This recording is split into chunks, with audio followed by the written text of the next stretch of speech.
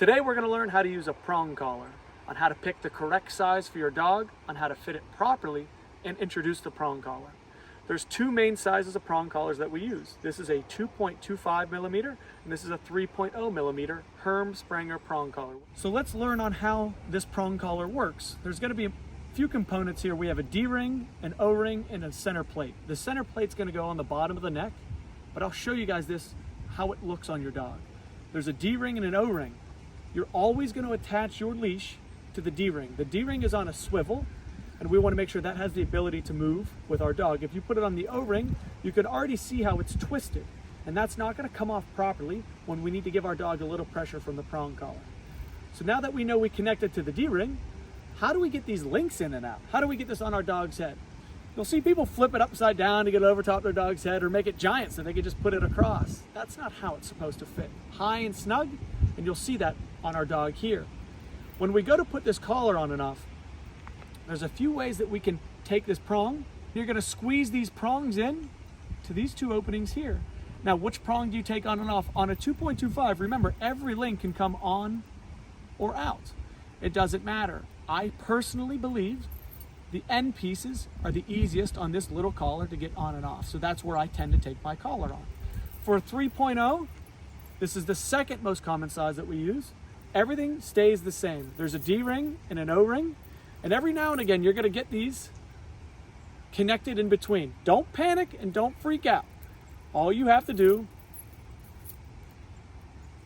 put the D-ring back through. I can't believe that happened. That never happens. But now they know, right? Now we know.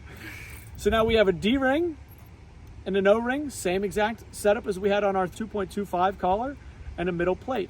On these particular prongs, I try not to unbuckle or unclip the end pieces. Those ones are the stiffest.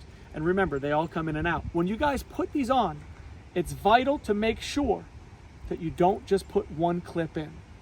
People think that this is going to maintain, and if your dog shakes, it comes apart. And this is what a properly sized and properly fitted prong collar should look like. High right underneath the chin.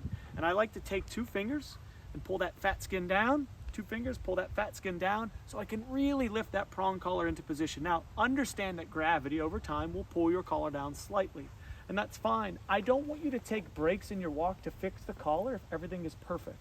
However, if you feel like you need a little bit more power steering, so to speak, go ahead and lift that collar up. And you'll notice the way that I carry dogs on a prong collar is I have the D-ring atop the right ear like an earring. And why is that? Because this dog is on my left side. I want that D-ring directly behind the right ear of the dog, so when I need to make an adjustment, the pressure's coming from the way that I want the dog to move. Everything about that D-ring is going to be where that pressure point comes from. Sit. When we talked about the appropriate size prong collar for your dog, you look at a giant Doberman and you think, 80-pound dog? I need the 3.0. And a lot of times I walk into a house and they have a 3.25. That's the last thing that you want. This dog has a super thin coat. While I may need extra links for my 2.25 prong collar, with a dog with a thin coat like this, I want to make sure I get the smallest prong collar possible. If I need it, we buy those extra links. If your collar starts sliding down, and I see anybody kind of walking with a Flava Flav almost medallion on their dog's neck, that's inappropriate. This is not going to give you the control that you need, and it's going to make your dog neck hard to the prong collar. We'll talk about that in our dog walking video. We're also going to introduce a backup collar. This is a big, powerful dog on a 2.25 who also is reactive. And anytime that I work with a reactive dog, I have a backup just in case this fails. Now, the odds of this failing are not great, but it can happen. And user error is significantly more frequent where I only plug in just one of those prongs. So I'm going to take this backup, I'm going to put it through his normal collar and attach it to the leash, not back to the prong. Because let's say that this, God forbid, were to swing off, I still have my dog who is attached to a normal collar.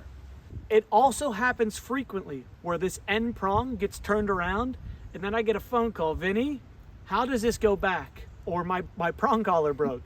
You're just gonna take the prong collar, flip it, and make sure that we reconnect it. Now, this is also important.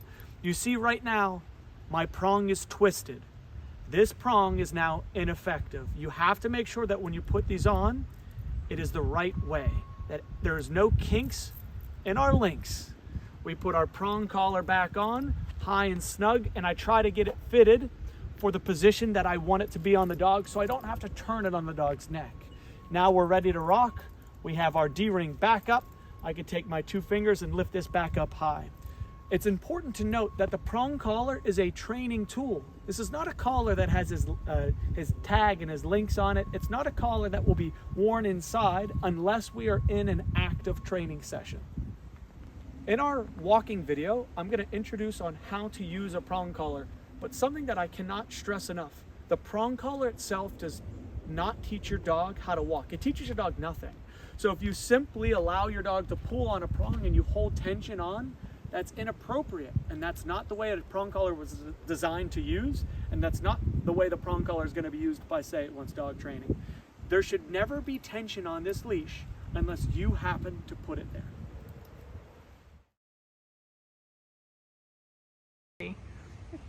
Okay, now go. Who lives there? Chelsea Clinton?